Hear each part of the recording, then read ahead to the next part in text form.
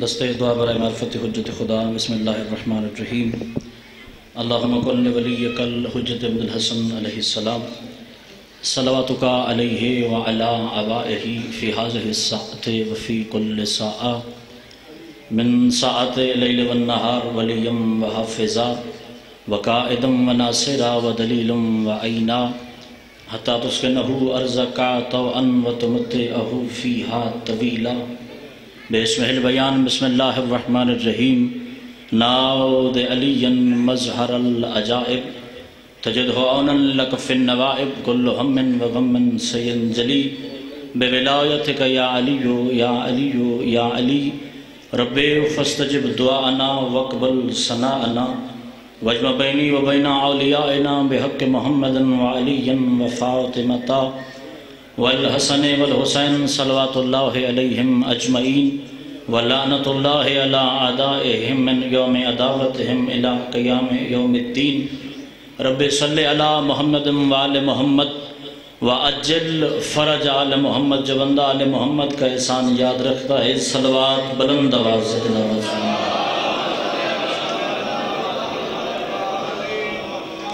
جو صف اعضاء پہ موجود ہے اور مجلس حسین میں تھک نہیں جاتا وہ صلوات با جماعت تلاوت فرمائے۔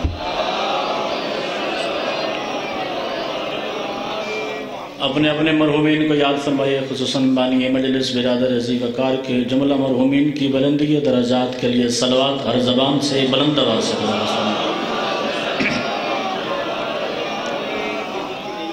اکثریت غافل ہے، تھوڑے بندے صلوات پڑھے، ایک صلوات اپنے مالک کے ظہور کے لیے بلند آواز سے تلاوت فرمائے۔ کوشش کرو جو ایک صلوات اونچی پڑھ سکتے ہو آل محمد ذکر سے بلند آواز میں۔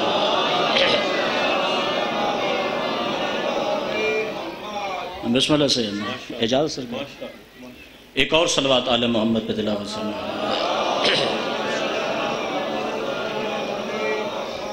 اجازت ہے آل محمد کا تذکرہ شروع کیا جا سکے، کوئی زیادہ دیر زحمت سماعت نہیں۔ برادر عزیز وقار کی مجلس میں حاضری ضروری ہوتی ہے، پڑھنا ضروری نہیں ہوتا، مگر ذکر جو آل محمد کا جاری ہے تو اپنے حصہ ڈلوانے کے لیے اللہ کی پوری کائنات میں جس کی مثال اور نظیر مخلوق میں نہ ملے اسے علی ابن ابی طالب کہتے ہیں۔ گھبراہٹ بالکل نہیں ہونی چاہیے، مجلس میں بندے کو تازہ دم رہنا چاہیے۔ بشریت کا تقاضا ہے، بندہ تھک جاتا ہے ورنہ عقیدہ تھکتا تو نہیں ہے۔ جو حاضر بیٹھا ہے وہ اپنی توجہ چند لمحات کے لیے میرے حوالے کرے۔ میں بڑے قریب آ کے سطر الفت علی ابن ابی طالب کی کہہ کے آپ کا سلام کر کے چلا جاؤں گا۔ پتہ میدان محشر میں چلے گا کہ حسین کی مجلس میں بیٹھنے کا فائدہ کیا ہے، بلکہ میدان محشر میں پتہ چلے گا کہ ذکر حسین کے صاحبان کے نیچے سانسیں لینے کا فائدہ کیا ہے۔ بابا جی میں نے ایک روایت پڑھی ہے، چھوٹی موٹی کتاب سے نہیں، میرے مذہب کی بنیادی کتابوں میں روایت موجود ہے، بلکہ شیخ عباس قمی جیسے محقق نے اپنی کتابوں میں اس حدیث کو جگہ دی کہ حسین ابن علی میدان محشر کے دل میں، اسی جملے سے اندازہ ہو جائے گا میں نے کتنی دیر کس نوعیت کی گفتگو کرنی ہے۔ میدان محشر کے دل میں حسین ابن علی کھڑے ہوں گے، ادھر حسین کا ماتمی کھڑا ہوگا، ادھر حسین کا عزادار کھڑا ہوگا، ادھر حسین کا مجلس کروانے والا کھڑا ہوگا، ادھر حسین سے محبت رکھنے والا کھڑا ہوگا۔ حسین ابن علی ان کو اپنی مجلس سنائیں گے، وہ حسین سے حسین کی مجلس سن رہے ہوں گے۔ یا اللہ جنت 8 کے 8 دروازے جنت کے کھول کے 2 رضوان بھیجے گا، وہ آ کے ماتمی کی کلائی پکڑیں گے، او بھائی آج جنت تیرا انتظار کر رہی ہے، آج جنت تیرا انتظار کر رہی ہے۔ حسین کا ماتمی ہاتھ جھٹک کے کہے گا اپنی جنت اپنے پاس رکھیے، میری جنت وہی ہے جہاں حسین ابن علی۔ اللہ اکبر، جو بول سکتا ہے ذکر آل محمد طاقت کے ساتھ حیدری۔ تو جتنی دیر مجلس میں بیٹھے ہیں تازہ دم ہو کے بیٹھیے گا، کیونکہ کائنات میں اکیلا کریم ہے حسین ابن علی جو اپنی مجلس میں گزرے لمحات تیری زندگی سے نہیں کاٹتا، لوح سے اضافی عطا کرتا ہے۔ اور میں تو اکثر مجالس میں کہا کرتا ہوں کہ حسین نے کربلا میں فرقے ختم کر دیے۔ یہ اس وقت جو کائنات میں فرقے رائج ہیں یہ مولویوں کی پیداوار ہے۔ اگر قرآن کی فکر کی ہوتی، قرآن کی تفسیر وارث قرآن سے پوچھی ہوتی تو آج فرقہ ہوتا ہی نہ۔ کربلا کے بعد صرف 2 نظریے ہیں، جو حسینی نہیں وہ یزیدی ہے۔ تو آج کل مجالس میں روحانیت لوگ کہتے ہیں کم ہو گئی، لوگ آنا چھوڑ گئے۔ یہ آپ کی اپنی سوچ ہے. اس وقت پاکستان آزاد ملک ہے, لا الہ الا اللہ کی بنیاد پہ بنا ہے. کبھی اسلام آباد میں, کبھی کراچی میں کھڑے ہو کے لوگ یزید کو اپنا امیر کہہ رہے ہیں, یزید کو زندہ باد کے نعرے. میں اپنے مذہب کے ماتمیوں کو مطمئن کرتا آیا ہوں. میں جملہ نیچے کر کے کہوں تو اونچا کر کے سن, تیری سماعت کا اندازہ ہو. آپ گھبرایا نہ کرو. اگر یزید کو امیر کہنا چاہتے ہیں تو کہنے دو, اگر یزید کو زندہ باد کہنا چاہتے ہیں تو کہنے دو, مگر مذہب شیعہ سے یزید کا چہرہ ضرور سن کے جانا. یزید اپنانا بعد میں, پہلے گھر مشورہ کر لینا, چونکہ کئی حلال رشتے پامال کرنے پڑ جائیں گے.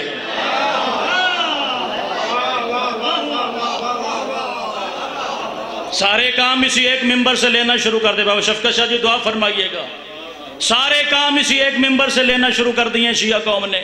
عقیدے کا تحفظ اسی ممبر سے, عقیدے کی ترجمانی اسی ممبر سے, اعتراضات کے جوابات اسی ممبر سے, بچوں کی تربیت اسی ممبر سے.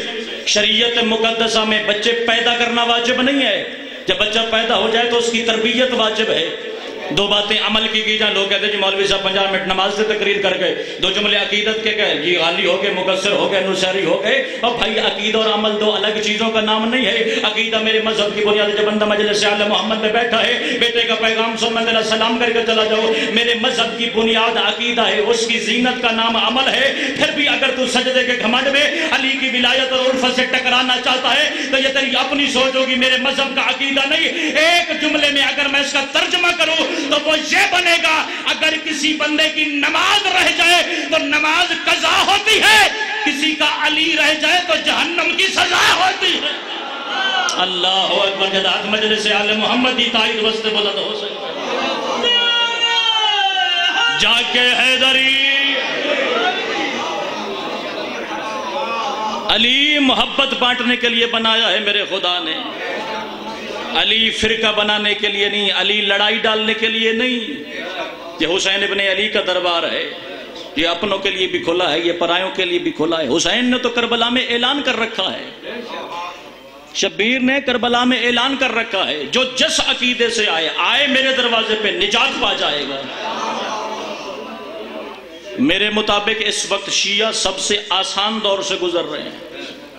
شفقت شاہ جی تائید فرمائیں گے, آپ کا واسطہ کتابوں سے رہتا ہے. یہ سب سے آسان وقت ہے شیعت کا. ہم میں ایسا کوئی نہیں ہے جو بیٹے کا گلا دے کے کربلا حسین کی زواری پہ جائے.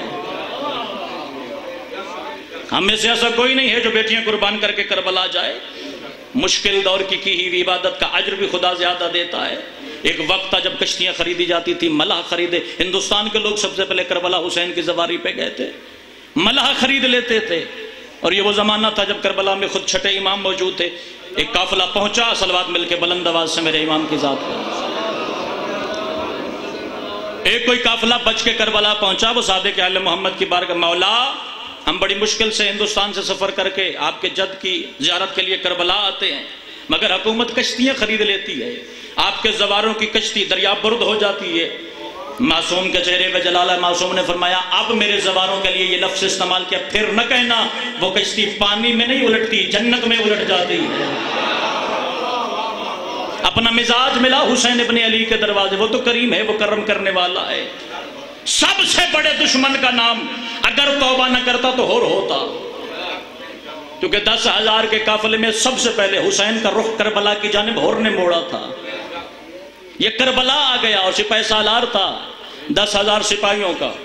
آخری رات سرکار ہور کے خیمے کا پردہ ہٹا اور اندر سے باہر آئی. یہی ایک جملہ پیغام کے لیے میں یہیں پہ آپ کا سلام کر کے چلا جاؤں. میری محنت مکمل ہے, سر سے لے کر پاؤں تک وجود کانپ رہا ہے, پریشانی کے عالم میں, چہرے پہ پریشانی. سامنے 2 سپاہی آئے. کوفہ میں مائیں اپنے بچوں کو شجاعت کا درس دیتی ہیں آپ کے نام سے. صبح حسین علیہ السلام سے جنگ ہے, اگر امیر کی یہ حالت ہے تو جنگ کیسے ہوگی. یہی ایک جملہ سنی سی پہ میرا پیغام مکمل ہے. سرکار اور نے فرمایا جہاں میرے قدم اس وقت ہے یہی صراط مستقیم ہے, اگر یہاں سے قدم حسین کی جانب اٹھ گیا تو جنت مل جائے گی. تو آ تو صحیح حسین علیہ السلام کے دروازے پہ. تو اگر اپنی زبان کھولے گا ہی نہیں, آل محمد سے مانگے گا ہی نہیں, تو توفیق کیسے عطا ہوگی. تو ایک قدم بڑھا میرا شبیر 4 قدم بڑھے گا. حسین نے کربلا میں اعلان کر رکھا ہے, فرقے ختم, جو بھی میرے دروازے پہ آئے نیت سے, شرط نیت کی ہے, وہ نجات پا کے جائے گا. مگر ایک قید رکھی ہے سرکار نے, میری حدود کربلا کے اندر کوئی غیر مسلم دفن نہ ہو۔ جب بندہ عظمت حسین علیہ السلام سننے کے لیے تشریف فرما ہے، میں اسی جملے پہ سلام کرنے لگا ہوں، بابا جی میرے سے کم مصائب پڑھ دیں گے، حاضری روتی، سفر لمبا ہے، کوئی غیر مسلم میری حدود کربلا کے اندر نہ سوئے۔ ایک خادم نے کچھ پیسے لے کے ایک غیر مسلم میت حدود کربلا کے اندر دفنا دیا، خاک شفا کے اندر دفنا دیا۔ رات کو خادم سوئے، قبر والے کریم جاگ گئے۔ کبھی نہ غصہ کرنے والا سرکار حسین عالم جلال میں کہتا ہے میں نے اعلان نہیں کر رکھا میری حدود کربلا کے اندر کوئی غیر مسلم نہ سوئے، جب میری اجازت نہیں تھی تو میری حدود کے اندر غیر مسلم دفن کیوں کیا؟ صبح تک یا اس میت کو باہر نکال یا میرے حرم کے اندر قدم نہ رکھنا۔ بندہ تو عظمت اول محمد سننے کے لیے اگر بارگاہ میں بیٹھا تو اس جملے پہ بیٹے کی محنت مکمل ہے اور میں تیرا سلام کر کے جا رہا ہوں۔ صبح یہ خادم اٹھا کربلا کی کبھی اس گلی میں چلتا ہے، کبھی اس شارع پہ چلتا ہے، آخر اس خاندان تک پہنچا جس کا میت اس نے حدود کربلا کے اندر دفن کے تو بھائی میرا کریم مجھ پہ ناراض ہو گیا ہے، میرا حسین مجھ پہ ناراض ہو گیا ہے، اپنا میت حدود کربلا سے باہر نکال۔ مجھے عظمت اول محمد کی قسم جب اس قبر کو کھولا گیا اس کے ساتھ لوہے کا زنجیر نظر آیا جس کا ایک حصہ اس تابوت کے ساتھ تھا، دوسرا ذریعہ شبیر کے ساتھ تھا۔ رات کو خادم پھر سویا، پھر حسین تشریف لائے، مولا کل آپ نے غصہ کیا، آج اپنی ذات سے منسوب کر لیا۔ امام نے فرمایا میرے حرم میں رہ کے تو حسین کا عارف نہیں، یا تو میرے دروازے پہ آتا نا، اگر آ جائے پھر حسین مذہب نہیں پوچھتا۔ اللہ اکبر، یا تو میرے دروازے پہ آتا نہیں، اگر آ جائے پھر حسین مذہب نہیں پوچھتا۔ حسینی بن کے حسین کے دروازے پہ آ تو ایک قدم بڑھے گا، میرا شبیر 4 قدم بڑھے گا۔ ایک جملہ ذکر مصائب کا، اس لیے کہ شاید مصائب نہ پڑھا جائے تو مجلس کا مقصد مکمل نہیں ہوتا، وہ بھی اس بی بی کے لیے جو بقیع کے ٹوٹے ہوئے قبرستان کی ٹوٹی ہوئی قبر سے ٹوٹی ہوئی پسلیوں کے ساتھ ایک رات پہلے میزبان کے گھر مہمان ہو جاتی ہے عالیہ کی اماں۔ وہ ذکر فضائل سننے شاید نہیں، وہ اس لیے آتی ہے کوئی ہے جو میرے غریب حسین کے دکھوں کا ماتم کرے۔ اللہ اکبر، ایک ہی جملہ ذکر مصائب کا، زیادہ لمبا نہ ہو جائے۔ سید میرے بعد موجود ہیں، وارث منبر ہیں، ان سے دعا حاصل ہو جائے اور حصہ مل جائے ذکر میں۔ کربلا کوئی حادثے کی جنگ نہیں، اللہ اور حسین کا معاہدہ ہے۔ بڑے قریب سے آ کے ایک جملہ ذکر مصائب کا کہنا چاہ رہا ہوں میں۔ معاہدہ ہے میرے حسین اور اللہ کا، خدا نے تاج شفاعت رکھا درمیان میں اور ایک رجسٹر لکھا جس پہ کچھ شرطیں لکھی ہوئی تھی۔ جو نبی اپنے سر پہ یہ تاج شفاعت رکھے اپنی امت کو بغیر حساب بخشوا لے۔ سب سے پہلے حضرت آدم علیہ السلام آگے بڑھے، پروردگار کیا یہ تاج میں بھی پہن سکتا ہوں؟ جس مسائل کا موسم ہے اسی جملے پہ ختم کرنا ہے مجھے۔ آواز پروردگار آئی، میں نے نبوت کے لیے تاج رکھا ہے، آپ بھی پہن سکتے ہیں مگر شرطیں پوری کرنی پڑے گی۔ پہلی شرط پہ آدم کی اللہ مان نکل گئی، دوسری شرط پہ نوح بلند رویا، تیسری شرط پہ اللہ کا صابر نبی پیچھے ہٹا گیا، نبی پیچھے ہٹتے گئے، مصطفیٰ آگے بڑھتے گئے۔ جب اللہ ماتم کرنے ہے اس کے لیے ایک سطر ہی مسائل کے لیے کافی ہوگی۔ جب محمد مصطفیٰ تاج شفاعت کے قریب ہے، آواز محمد مصطفیٰ آ رہی ہے، پروردگار میں یہ شرط بھی پوری کروں گا، پروردگار میں یہ شرط بھی پوری۔ سادات و مومن جو مجلس آل محمد میں اس نیت سے بیٹھے کہ مجلس میں 14 موجود ہیں، ان کے حوالے سطر مسائل کی کر کے میں تیرا سلام کر کے پروردگار میں یہ شرط بھی پوری کروں گا، پروردگار میں یہ شرط بھی پوری کروں گا۔ ایک ایسی شرط ہے جس پہ محمد کی بھی چیخ نکل گئی، آواز پروردگار مصطفیٰ کیا پڑھ لیا، آواز محمد مصطفیٰ، پروردگار میں ساری شرطیں پوری کر سکتا ہوں مگر یہ شرط میں پوری نہیں کر سکتا۔ آواز پروردگار وہ شرط کون سی؟ رو کے مصطفیٰ کہتے ہیں میری ایک ہی زہرا ہے، وہ دربار تو جا سکتی ہے، وہ بازاروں کے سفر نہیں کر سکتی۔ اس حضرت علی ابن ابی طالب کی آواز آئی، محمد مصطفیٰ تیری بیٹی بھی ایک ہے، دربار بھی ایک ہے، میری بیٹیاں 3 ہیں، کبھی کوفہ کے بازار، کبھی یزید کی کچہری۔ اللہ لعنت اللہ علیہ